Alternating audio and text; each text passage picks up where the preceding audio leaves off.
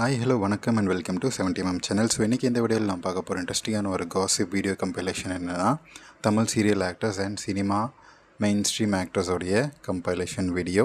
So இதுக்கு முன்னாடி போட்ட நிறைய வீடியோஸ் ஒரு பிளேலிஸ்ட்டை எண்ட் ஆஃப் த வீடியோவில் கொடுக்குறேன். பார்க்கணும்னு நினச்சிங்கன்னா ட்ரை பண்ணி பாருங்கள். ஸோ அதோடைய அடுத்த எபிசோட் நம்ம ஃபர்ஸ்ட்டு பார்த்துட்ருக்கிறது சுனேனாவுடைய இந்த பில்லா நயன்தாராவை அப்படியே காப்பி அடித்த மாதிரி இருக்கும். இதில் தமிழில் தமன்னா பண்ண சீனை இவங்க பண்ணிகிட்ருக்கிறாங்க. ஸோ எது எப்படியோ நம்ம சுனேனாவுடைய வழிச்செடுத்த அக்கிள், ஸ்மூத்தான இடையழகு, முன்னழகெல்லாம் ஃபோக்கஸ் பண்ண மாதிரியான சீன்லாம் வேறு மாதிரி இருந்துச்சு. ப்ரைம் டைமில் சுனேனா காட்டக்கூடிய அந்த கவர்ச்சி வெறித்தனமான கவர்ச்சின்னே சொல்லலாம். ஸோ எனக்கு ரொம்ப பிடிச்சமான சீன், அதனால் ஃபர்ஸ்ட் இதை ஆட் பண்ணியிருக்கேன் இந்த வீடியோவில். ஸோ நெக்ஸ்ட்டு இந்த லிஸ்ட்டில் நம்ம பார்க்க போகிறது இந்த சன் டிவியில் வரக்கூடிய சீரியலில் மதுமிதா.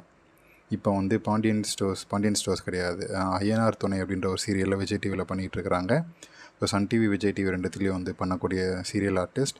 குடி போதையில் அறகுறை ஆடையில் நல்லா கும்மாலம் அடிக்கக்கூடிய வீடியோ இது. அந்த பர்த்டே ஃபங்க்ஷனில் போயிட்டு, அவங்களுக்கு தான் பர்த்டே, ஸோ அதனால் பயங்கரமாக நெக்க 6 சரக்கு 6 ஓடி இருக்கும் போல். அதனால் என்ன நடக்குதுன்னே தெரியல நம்ம மதுமிதாக்கு. ஆடை பயங்கரமாக கழட்டுற மாதிரியான சீன் போயிட்டுருக்கு. So next Shilpa aunty, Vijay TV சீரியலில் வரக்கூடிய ஒரு வில்லி ரோல், அம்மா ரோல் பண்ணக்கூடிய ஒரு நடிகை. ஸோ இந்த ஆண்டியோடைய அன்எக்ஸ்பெக்டட் தொப்புள் ஷோ தான் நம்ம இப்போ பார்த்துட்ருக்கோம். ஸோ பிடிச்சிருக்கா இல்லையா அப்படின்றத கமெண்ட் செக்ஷனில் மென்ஷன் பண்ணுங்கள். எனக்கு ரொம்ப பிடிச்சிருந்துச்சி ஆண்டியோடைய தொப்புள் ஷோ. ஸோ அந்த சாரியில் விலகக்கூடிய ஷோலாம் வேறு மாதிரி இல்லை.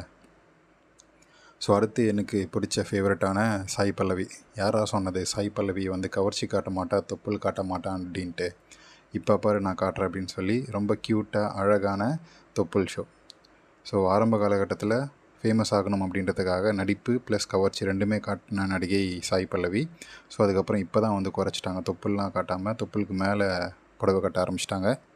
ஸோ நெக்ஸ்ட் இந்த லிஸ்ட்டில் ஆனா ஸ்பீக்ஸ், மலையாளத்தை சேர்ந்த ஒரு இன்ஸ்டா இன்ஃப்ளூயன்சர்.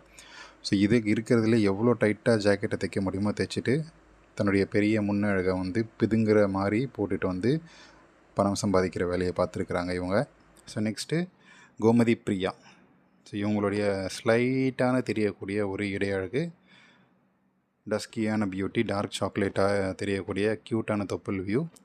ஸோ ரொம்ப பெரிய வீடியோ இல்லை, ஒரு ஷார்ட் வீடியோ தான்.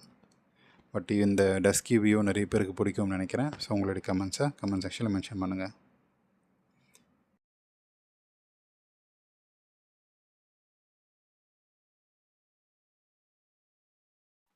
ஸோ நெக்ஸ்ட்டு இப்போது ரீசெண்டாக ட்ரெண்டிங்கில் இருக்கக்கூடிய ஃபேமஸான நடிகை ருக்மிணி வசந்த். ஏஎஸ் அப்படின்ற படத்தில் ஆல்ரெடி விஜய் சேதுபதிக்கு ஜோடியாக நடிச்சிருப்பாங்க. ஸோ அதுக்கப்புறம் இப்போ மதராஸ் அப்படின்ற படத்தில் கூட நடிக்கிறாருங்க அப்படின்னு சொல்லி, மதராசி படத்தில் சிவகார்த்திகேயன் எஸ்கே படத்தில் ஹீரோயினாக இவங்க நடிக்கிறாங்கன்னு நினைக்கிறேன். ஸோ ரொம்ப காமாக நேச்சுரலான ஒரு அழகான ஒரு நடிகை. ஸோ இவங்களுடைய கவர்ச்சி வெயிட்டிங் கண்டிப்பாக காட்டுவாங்க, காட்டாமல் யாருமே போக முடியாது. கவர்ச்சி காட்டாமல் சினிமாவில் நிலைக்க முடியாது. ஸோ அதில் முதல் படி தான் தன்னுடைய முன்னழகை ரொம்ப வைடாக காட்டக்கூடிய முன்னழகை காட்டியிருக்கிறாங்க. ஸோ போக போக எந்த அளவுக்கு ஆடை குறைப்பு நடக்குது அப்படின்றத நம்ம பொறுத்திருந்து பார்ப்போம். ஸோ நெக்ஸ்ட்டு அடுத்த ஒரு serial artist from Malayalam. So இவங்க இன்ஸ்டாவில் தான் ஃபேமஸ். சீரியலில் முன்னாடி நடிச்சிட்டு இருந்தாங்க. அதுக்கப்புறம் சீரியல் வாய்ப்பும் போனதுக்கப்புறம் இன்ஸ்டாவில் எக்ஸ்க்ளூசிவ் கண்டென்ட் போடுவாங்க, போய் ஃபாலோ பண்ணிக்கோங்க. இவங்களுடைய பேர் இன்ஸ்டா ஐடி ஆனா speaks, ANNA speaks.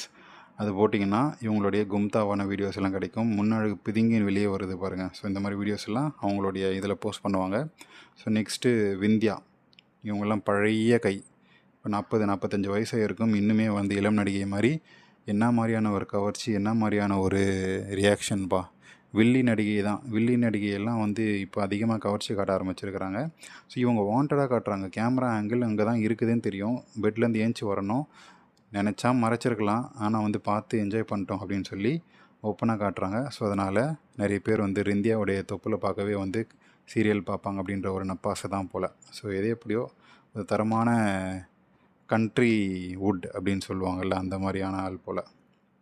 So next இவங்க யாருன்னு தெரியல. பட் ஆனால் புடவை எதுவுமே எங்கேயுமே விலகாது, லைட்டாக அக்குள் தெரியும்.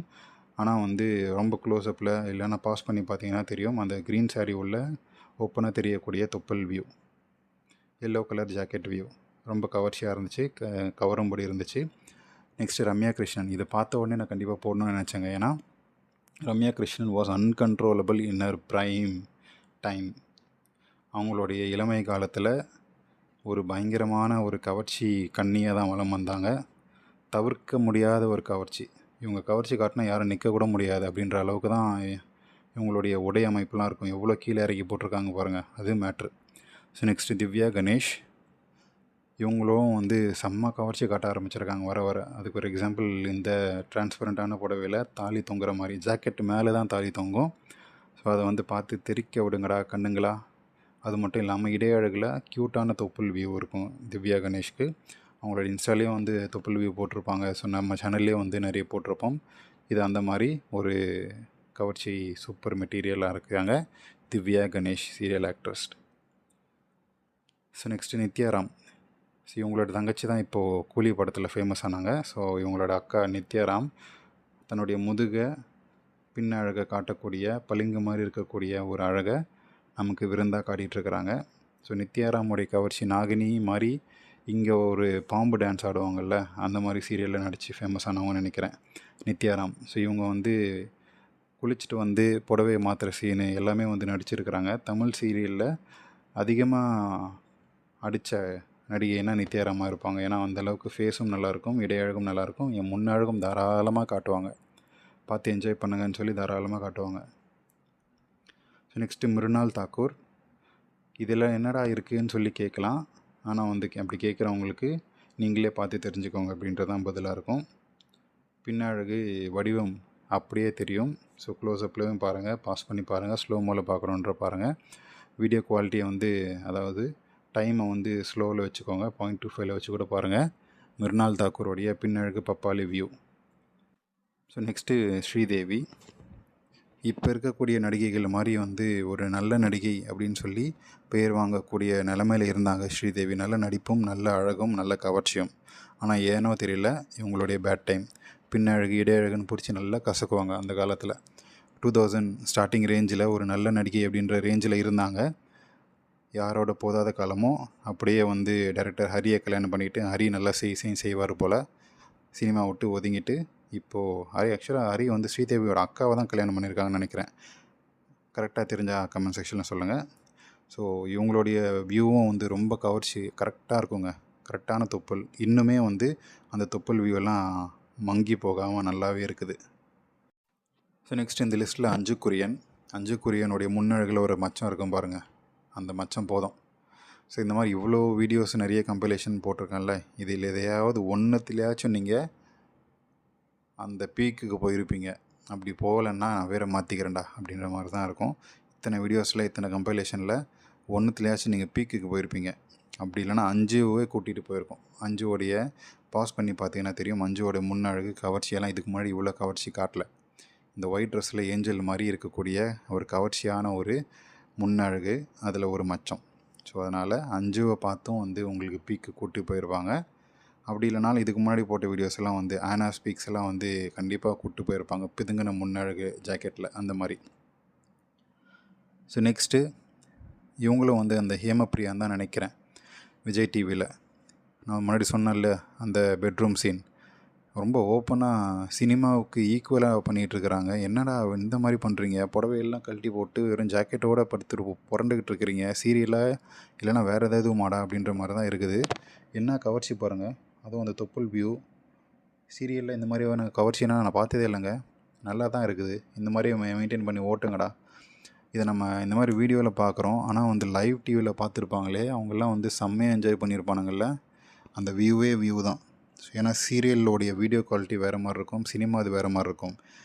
சீரியல் வந்து கொஞ்சம் லைவாக வந்து பக்கத்து வீட்டில் எட்டி பார்க்குற மாதிரி தான் இருக்கும். ஸோ அதை வந்து ஜாலியாக என்ஜாய் பண்ணியிருப்பாங்க. அந்த தாலி, அந்த ஜாக்கெட், அந்த தொப்புள், எப்பா இப்போ கூட பீக்குக்கு போகிறதுக்கான வாய்ப்பு இருக்குது. ஸோ இதுக்கு முன்னாடி போகலன்னா இதில் கண்டிப்பாக போயிடுவீங்க அப்படின்றது தான் என்னுடைய கருத்து. ஸோ நெக்ஸ்ட் யாரை பற்றி பார்க்கலாம், ஸ்ரேயாவுடைய கவர்ச்சி எல்லாம் பார்த்துருப்பீங்க. இதில் உதட்ட கடிக்கிற மாதிரியான ஒரு எக்ஸ்ப்ரெஷன்ஸ் எல்லாம் வந்து கேப்சர் பண்ணியிருக்கோம். இது நிறைய பேருக்கு பிடிக்கும் அப்படின்றதால போட்டிருக்கோம்.